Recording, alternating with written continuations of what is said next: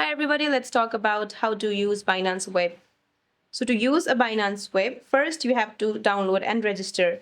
Just download the official app from your Google Play Store or Apple Play Store, and then open the app and tap sign up, then register using your email or phone number. You can also enable two-factor authentication in your security settings to protect your account. Now verify your identity. Identity verification is required to trade or deposit funds. Tap the verify prompt on the home page, upload a government issued ID, for example, passport or driving license, and complete the facial recognition scan.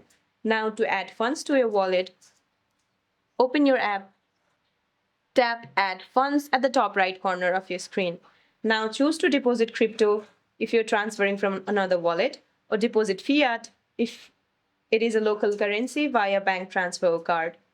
Now tap on the Trade tab at the bottom of your screen and then select Spot to buy or sell at current prices or convert for simple swaps between coins. Choose your trading pair, enter the amount and confirm the trade. So that's it for this video, guys. I hope this video helped you. See you in my next one.